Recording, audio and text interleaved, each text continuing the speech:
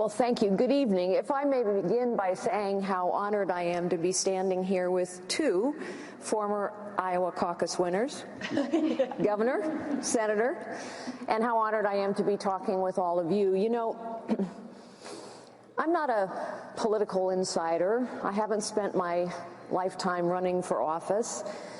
The truth is, I've had and been blessed by a lot of opportunities to do a lot of things in my life. And unlike another woman in this race, I actually love spending time with my husband.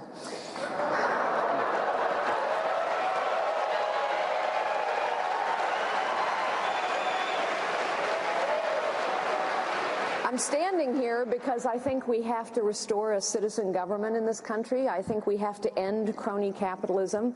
The crony capitalism that starts with both Donald Trump and Hillary Clinton. You know, Hillary Clinton sits inside government and rakes in millions, handing out access and favors, and Donald Trump sits outside government and rakes in billions, buying people like Hillary Clinton. The state of our economy is not strong. We have record numbers of men out of work. We have record numbers of women living in poverty. We have young people who no longer believe that the American dream applies to them. We have working families whose wages have stagnated for decades, all while the rich get richer, the powerful get more powerful, the wealthy and the well-connected get better connected. Citizens, it's time to take our country back.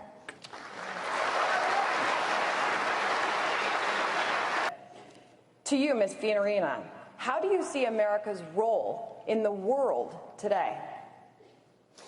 America must lead, because when we do not lead, when this exceptional nation does not lead, the world is a more dangerous and a more tragic place. Barack Obama, Hillary Clinton, John Kerry, they all refuse to lead. Worse, they refuse to respond when this nation is provoked. Hillary Clinton famously asked, "What difference does it make how 4 Americans died in Benghazi?" Mrs. Clinton, here's what difference it makes. When you do not stand up and say the truth, that this was a purposeful terrorist attack, when you do not say the United States of America will retaliate for that attack, terrorists assume it's open season. We have refused to respond to every provocation. The president wouldn't even mention the fact that Iran had taken 2 Navy boats and our sailors hostage. He didn't mention the fact that they violated the Geneva Convention. He didn't respond to the fact that Iran launched 2 ballistic missiles just a short time ago in direct violation of a deal they had just signed. We didn't respond to the fact that North Korea attacked Sony Pictures. When we refuse to respond over and over and over to provocation and bad behavior, we will get more provocation and bad behavior. I know most of our allies personally. I have met many of our adversaries. I know our military and our intelligence capability, and I know this. When we will not stand with our allies, when we will not respond to our adversaries, when we do not lead in the world is a dangerous and tragic place. I will be a commander-in-chief who will lead.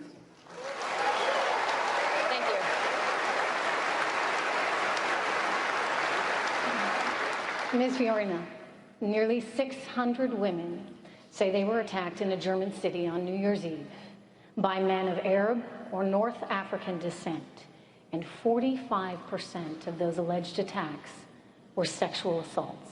22 of those 32 men arrested so far are asylum seekers. Are you worried about similar problems in the United States? Of course I'm worried about similar problems in the United States.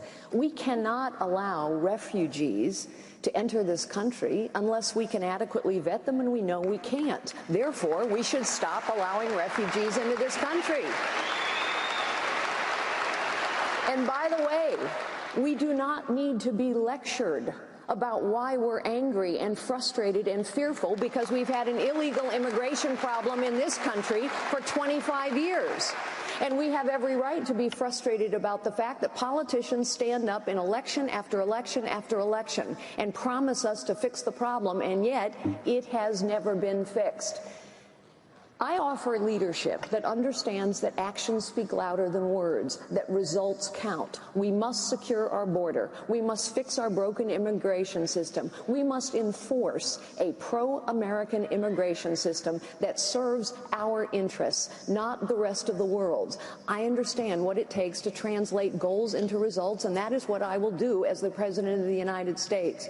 Of course, we should be worried. For heaven's sakes, this administration has now told us they don't know who has overstayed a visa. This administration has told us they don't even bother to check Facebook or Twitter to find out who's pledging allegiance to jihadis.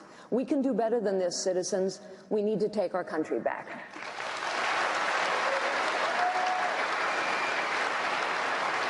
I want to stay with you on this. The world shares a common enemy right now in the way of ISIS. Russia, the European Union, Saudi Arabia, Iran, China. We all agree ISIS is a threat and it must be stopped. During World War II, the world partnered with Joseph Stalin, who was arguably one of the most formidable, despicable figures of the 20th century, but they partnered with him to fight the Nazis. Today, everyone seems to agree we need some kind of coalition to fight ISIS.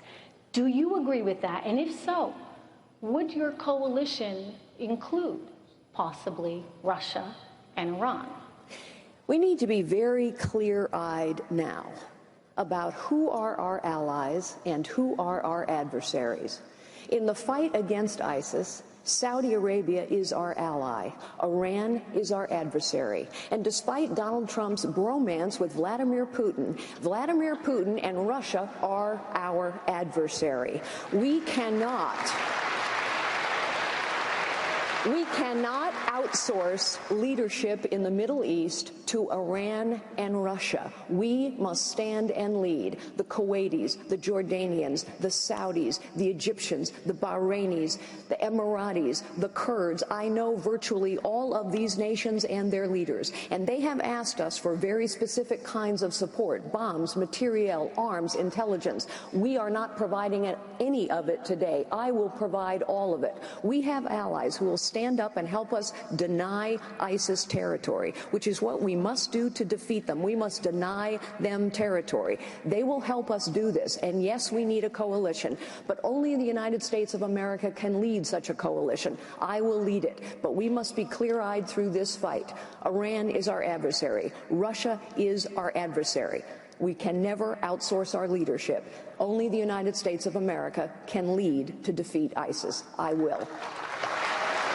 Ms. Fiorina, thank you. Why, in your view, is the president's proposal a problem?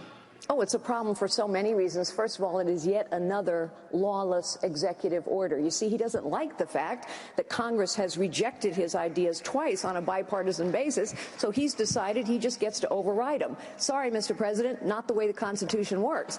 Secondly,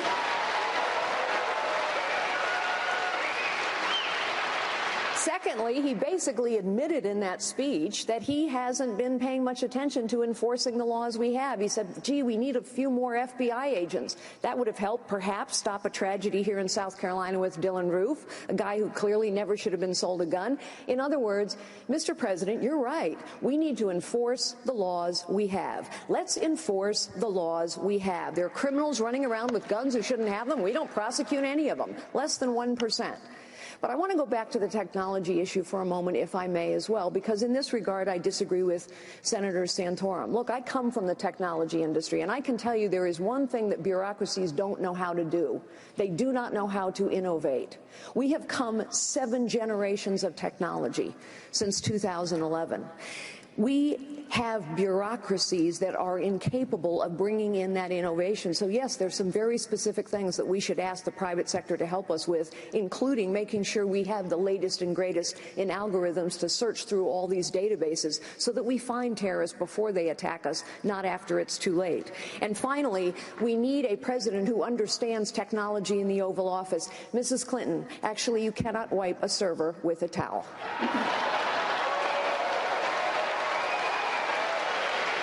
Ms. Fiorina, you said that when you were CEO of HP, you actually worked worked with the government Yes, to try and combat some of these terror as threats. CEO of What did you do? As CEO of Hewlett-Packard, I was asked very specifically for some very real help. The help I was asked to provide, this is now public information, so I'm not revealing something that once was classified. We had a very large shipment of equipment, software and hardware, headed to a retail outlet. And I was called by the head of the NSA, who had an urgent need for that capability to begin laying out a program to track terrorists. We turned that truck around on a highway, and it was escorted to the headquarters of NSA. In World War II, our government went to the private sector and said, help us do things that we cannot do. The private sector has capabilities that the government does not have. There are some legal authorities that are required. The Sony attack could have been detected and repelled had legal authorities been passed in Congress allowing private networks and public networks to work together. Those legal authorities have not yet been passed. Yes, I was asked to help. I know the technology industry, they will help again, but they must be asked by a president who understands what they have. Ms. Fiorina, thank you.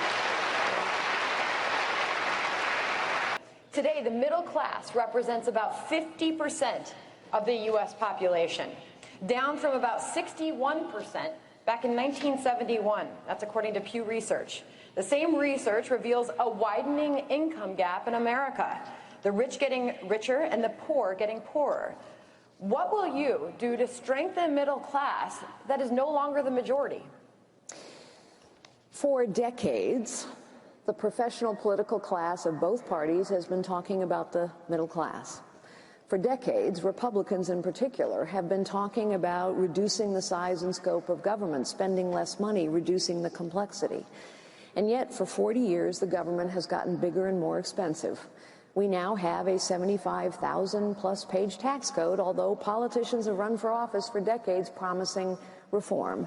And all the while, middle-class incomes have stagnated. You see, when government gets bigger and bigger, more powerful, the rich get richer, the poor get poorer, and the middle class gets squeezed.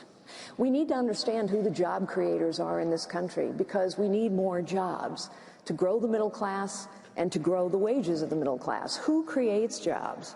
Small businesses, new businesses, family-owned businesses.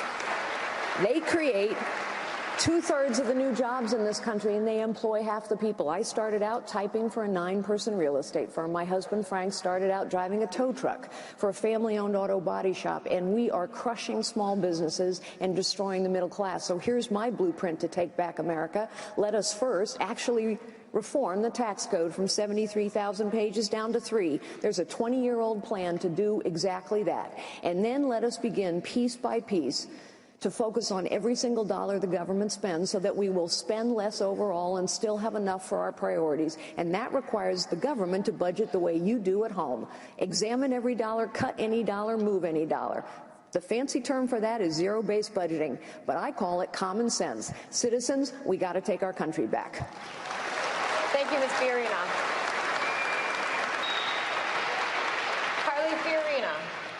My husband, Frank, that I mentioned I love spending time with, he's down there. He was real excited the other day because in New Hampshire he was introduced as my eye candy. You know, everybody out there watching knows this.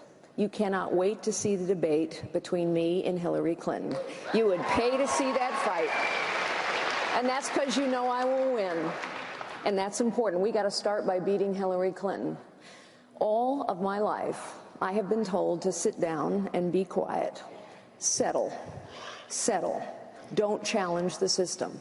That's what the American people are being told now, and we have been told that for way too long. Sit down and be quiet about our God, about our guns, about the abortion industry. Settle for illegal immigration that's been a problem for decades, as so many of our problems have festered for decades. Accept a system of government and politics that no longer works for us. I will not sit down and be quiet, and neither will you. So I ask you to stand with me, fight with me, vote for me. Citizens, it is time to take our future back, time to take our politics back. It is time to take our government back. Citizens, it is time. We must take our country back.